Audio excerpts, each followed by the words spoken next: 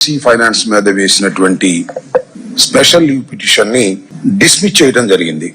ఆ డిస్మిస్ చేసిన తర్వాత బహుశా రామోజీరావు గారు నిజానికి దివంగతులయ్యారు. ఆయన గురించి వేసినటువంటి పిటిషన్ ఆయన మరణానంతరం డిస్మిస్ అయింది. ఈ సందర్భంగా ఆయన గురించి విమర్శ చేయటం అనేది బాధాకరమైనటువంటి అంశంగా నేను భావిస్తున్నాను. ఎందుకంటే మరణించిన వ్యక్తి గురించి మాట్లాడవలసి రావడం అనేది కొంత బాధ కలిగించేటటువంటి అంశం.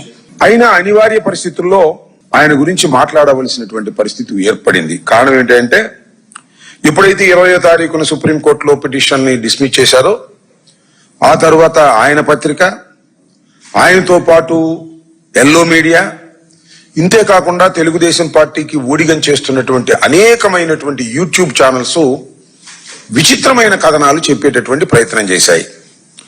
దానిలో ఏంటంటే ఆయన కడిగిన ముత్యంలా వచ్చాడని, రాపడని వజ్రమని, మట్టిలో మాణిక్యమని, మహాత్ముడని, గొప్పవాడని ఇలాంటి పొగడ్తలు పొగిడేటటువంటి ప్రయత్నం చేస్తున్నారు. దానితో పాటు అసలు నాకు అనుమానం నారా చంద్రబాబు నాయుడు గారు ఈయన మహాత్ముడు, ప్రతి ఊర్లో కూడా ఆయన విగ్రహాలు పెట్టాలని చెప్పినా చెప్తాడు. ఎందుకంటే ఆయన మరణానంతరం ఆయన సంస్మరణ దినోత్సవానికి 12 కోట్లు ఆంధ్రప్రదేశ్ ప్రభుత్వం యొక్క ఖజానా నుంచి ఖర్చు పెట్టి చేసినటువంటి వ్యక్తి నారా చంద్రబాబు నాయుడు గారు. ఈ నేపథ్యంలో నారా చంద్రబాబు నాయుడు గారు చెప్పేటటువంటి ప్రయత్నం, కొన్ని యూట్యూబ్ ఛానల్ చెప్పేటటువంటి ప్రయత్నం, ఎల్లో మీడియా ప్రచారం చేసే ప్రయత్నాలకు భిన్నంగా వాస్తవాలను ప్రజల ముందు పెట్టాలి వైఎస్ఆర్ కాంగ్రెస్ పార్టీ తరపున అనే ఉద్దేశంతో నేను మీ ద్వారా ప్రజలకు కొన్ని వాస్తవాలు చెప్పాలనే ఉద్దేశంతో ఈ ప్రయత్నం చేస్తున్నాను.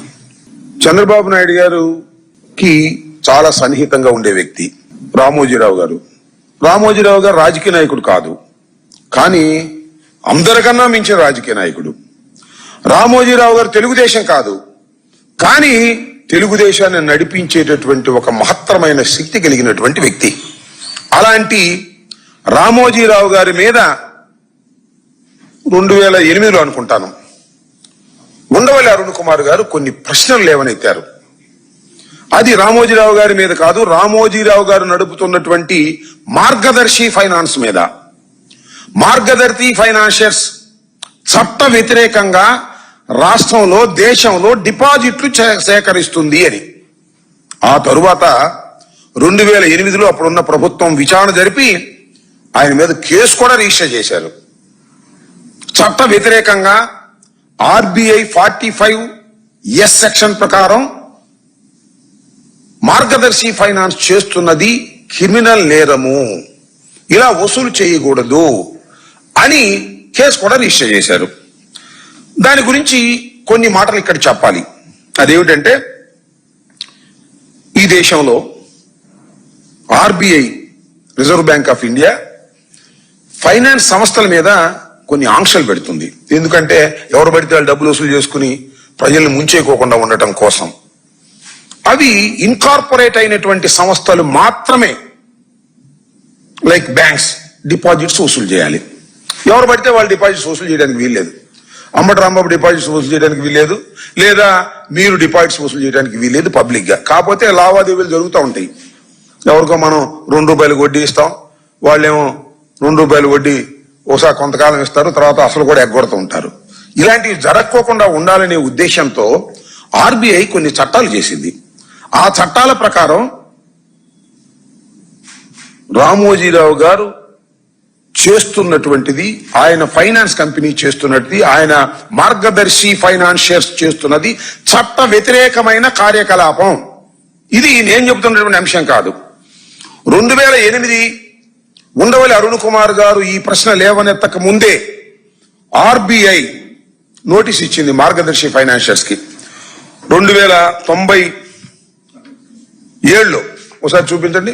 ఏమని అంటారంటే వాళ్ళు, మీరు ఇలా వసూలు చేయటం చట్ట వ్యతిరేకం, దీన్ని ఆపేయండి అని. ఇది నా దగ్గర ఒకటే ఉంది పబ్లిక్ లో. అంతకు ముందు నుంచి కూడా 2097 గారు, అంతకు పూర్వం, ఆ తర్వాత కూడా reserve bank of India Ramoji Rao గారి సంస్థకు అనేకమైన నోటీసులు ఇచ్చింది. అయ్యా, మీరు చేస్తున్నది తప్పు, మీరు ఇలా వసూలు చేయకూడదు, పబ్లిక్ లిమిటెడ్ కంపెనీగా ఏర్పడిన తర్వాత రిజర్వ్ బ్యాంక్ యొక్క పర్మిషన్ తీసుకున్న తర్వాతే మీరు చేయాలి అని. ఎందుకు రామోజీరావు గారు చేయకూడదంటే ఆయన హెచ్యుఎఫ్ మీద కలెక్ట్ చేస్తున్నాడు. హెచ్యుఎఫ్ అంటే హిందూ అన్డివైడెడ్ ఫ్యామిలీ పేరుతో ఎంత వసూలు చేశాడు తెలుసా మీకు? 2600 కోట్ల రూపాయలు ప్రజల దగ్గర నుంచి వసూలు చేశాడు, డిపాజిటర్ల దగ్గర నుంచి. ఇది చట్ట వ్యతిరేకం అనేటువంటి అభిప్రాయం ఖచ్చితంగా ఆర్బీఐకి ఉంది. ఆర్బీఐ అనేక సందర్భాల్లో నోటీసులు ఇచ్చింది. దానికి కుంటి సాకులు చెప్తూ దాన్ని కొనసాగిస్తూనే ఉన్నాడు. కానీ ఉండవల్లి అరుణ్ కుమార్ గారు లేవనెత్తిన ప్రశ్న తర్వాత, ఆయన మీద కేసు పెట్టిన తర్వాత దాన్ని మూసేశారు. ఆ తర్వాత ఏం జరిగిందో తెలిసి, ఈ 2600 కోట్ల రూపాయలు మీరు చెల్లించాల్సిందే అని చట్టం చెబుతుంటే అప్పుడు ఆయన దగ్గర ఉన్నటువంటి సంస్థను అమ్మేసుకున్నాడు. ఆయనకున్నటువంటి అనేక టీవీ ఛానల్స్ ని అమ్ముకొని, అంబానీకి అమ్ముకొని, దానిలో వచ్చిన డబ్బుల్ని తీసుకెళ్లి డిపాజిట్లకు ఇచ్చారు. ఇప్పుడు ఇదంతా కూడా ఉండవల్లి అరుణ్ కుమార్ గారు ప్రశ్నలు లేవనెత్తిన తర్వాత, ప్రభుత్వం దాన్ని పర్సూ చేసి కేసు పెట్టిన తర్వాత మొత్తం డిపాజిట్లు ఇచ్చేటటువంటి ప్రయత్నం చేశారు. ఎంతవరకు ఇచ్చారో ఎంతవరకు ఇవ్వలేదో అది వేరే అంశం. ఇక్కడ నేను చెప్పదలుచుకున్నది ఏమిటంటే, గౌరవనీయులు దివంగతులు అయినటువంటి రామోజీరావు గారి ఫైనాన్స్ సంస్థ చట్ట వ్యతిరేకంగా చాలా కాలం ప్రజల దగ్గర నుంచి డబ్బులు వసూలు చేసేటటువంటి కార్యక్రమం చేసింది. ఇది నేరపూరితమైనది. అందుకే చాలా సందర్భాల్లో మేము చెప్పాం, ఆయన సజీవంగా ఉన్నప్పుడు is a white collar criminal, ఆర్థిక నేరగాడు. ఆర్థిక నేరాలు చేసి అనేకమైన నేరాలకు పాల్పడి 1 లక్షల కోట్ల రాజ్యాన్ని, సామ్రాజ్యాన్ని ఏర్పరచుకున్నటువంటి వ్యక్తి, ప్రభుత్వాలకు అండగా ఉండి ప్రభుత్వాల దగ్గర నుంచి అండ తీసుకుని అనేది ఇవాళ మేము చెబుతున్నటువంటి అంశం కాదు, అనేక సందర్భాల్లో మేము ఆరోపించినటువంటి అంశాలు. ఇక్కడ అసలు విషయానికి వస్తే, కేసు పెట్టిన తర్వాత ఆయన అమ్మేసుకుని డిపాజిట్లు చెల్లించేశాం అన్నారు. కొంతమంది డిపాజిట్లు ఎవరో తీసుకోకపోతే అవన్నీ ఎస్క్రో అకౌంట్లో వేశామని కూడా చెప్పారు. అయితే దీనిలో గమనించవలసినటువంటి అంశం ఏంటంటే, 2018లో ఈ కేసును హైకోర్టు, హైదరాబాద్ లో ఉన్నటువంటి హైకోర్టు, మన ఉమ్మడి రాష్ట్రంగా ఉన్నటువంటి హైకోర్టు, నెక్స్ట్ రోజుని 2 హైకోర్ట్స్ గా విభజించబడుతున్నటువంటి తరుణంలో రామోజీరావు గారు ఒక పిటిషన్ వేసుకున్నారు. ఆ పిటిషన్ ప్రకారం దీన్ని కొట్టేశారు. ఈ కేసుని చాలా విచిత్రం. ఇది కొట్టేసే సంగతి ఎవరికి తెలియదు. ఆంధ్రప్రదేశ్ ప్రభుత్వం దాని గురించి పట్టించుకోలేదు, అప్పుడున్న తెలంగాణ ప్రభుత్వం దాని గురించి పట్టించుకోలేదు. దానికి ప్రభుత్వాలే పట్టించుకోలేదు, కొట్టేశారు. ఈ విషయం అరుణ్ కుమార్ గారికి కూడా తెలియదు, ఎందుకంటే ఆయన కంప్లైంట్ దీనిలో. సంవత్సరం తర్వాత దీన్ని గమనించినటువంటి అరుణ్ కుమార్ గారు సుప్రీంకోర్టుకు వెళ్ళారు. అది మొన్న కొట్టేసినటువంటి కేసు. సుప్రీంకోర్టుకు వెళ్ళిన తర్వాత సుప్రీంకోర్టు వాళ్ళు హైకోర్టును ఆదేశించారు, అయ్యా దీనిలో విషయాలను మీరు సేకరించండి, మీరు కొట్టేయడం తప్పు అని చెప్పిన తర్వాత ఇక్కడికి వచ్చారు. ఇక్కడ చాలా న్యాయపరమైనటువంటి అంశాల మీద చర్చ జరిగింది. ఆర్బీఐ కూడా దీనిలో పార్టిసిపేట్ చేసింది. రామోజీరావు గారు చేసింది తప్పని చెప్పింది, ఇలా వసూలు చేయటం కరెక్ట్ కాదని చెప్పింది. ఇవన్నీ చెప్పిన తర్వాత మీకు ఈ మధ్య కాలంలో మళ్ళా ఆర్బీఐ మరి ఎందుకో మేనేజ్ కాబడిందని నా అభిప్రాయం. ఒక లేఖ రామోజీరావు గారికి కాదు, మన 26లో జనవరి 9వ తారీఖున ఉండవల్లి అరుణ్ కుమార్ గారికి ఒక లేఖ పంపింది. ఆయన లేఖ రాస్తే దానిలో ఏమన్నారంటే, చూపించండి. In this regard, we think your suggestions in the matter, however, it is informed that Reserve Bank of India has decided not to pursue the matter further. అంటే రిజర్వ్ బ్యాంక్ వారు మేము ఇంకా దీని గురించి పట్టించుకోమయ్యా, మేము వదిలేసామని చెప్పి లెటర్ రాశారు. ఎందుకు రాశారో నాకు అర్థం కాల. నిజానికి రామోజీరావు గారు నేరం చేశాడని అంతకు ముందు అనేక నోటీసులు ఇచ్చి హైకోర్టులో అనేక సందర్భాల్లో వాదన చేసి తర్వాత ఉండవల్లి అరుణ్ కుమార్ గారికి ఒక లేఖ పంపించారు. ఆ లేఖ ఇంకా మేము దీన్ని పట్టించుకోమని. అంటే ఇట్ ఈస్ సంథింగ్ మేనేజ్, దానిలో ఏమీ సందేహపడాల్సిన అవసరం లేదనేది నాకున్నటువంటి అభిప్రాయం. ఎందుకు ఈ విషయాలన్నీ చెప్తలుచుకున్నానంటే, రామోజీరావు గారు క్లీన్ చిట్ అనేది ఎక్కడా ఇవ్వబడలేదు.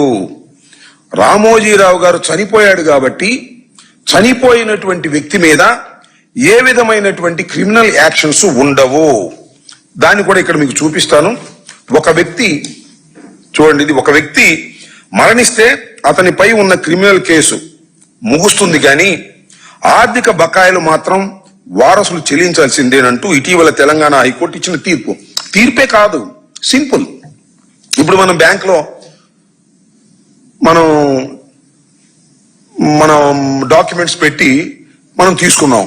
నేనే తీసుకున్నాను అనుకోండి, 1 కోటి రూపాయలు తీసుకున్నాను. అవి కూడా ఫాల్స్ డాక్యుమెంట్స్ పెట్టి తీసుకున్నాను 1 కోటి రూపాయలు. నేను పోయాను అనుకోండి, నెక్స్ట్ ఏం జరుగుద్ది? నా వారసులు ఆ డబ్బులు కట్టాలి. క్రిమినల్ కేసు అయితే నా మీద ఉండదు. నేరం నేను చేశాను కాబట్టి క్రిమినల్ కేసు తీసేస్తారు, డబ్బులు మాత్రం కట్టాలి, ఫైన్స్ కూడా కట్టాలి. ఇక్కడ కూడా గమనించవలసిన అంశం ఏంటంటే, రామోజీరావు గారు మరణించిన క్రిమినల్ లయబిలిటీ పోతుంది తప్ప సివిల్ లయబిలిటీ మాత్రం పోదు. దీనిలో ఇంకొక అంశం ఏమిటంటే 45S reserve bank of India act ఏం చెప్తుందంటే, ఎవరైనా ఈ విధంగా 45S ని వైలేట్ చేసి డిపాజిట్లు వసూలు చేస్తే వారికి ఫైన్ వేసి వసూలు చేస్తాం చట్టం చెబుతుంది.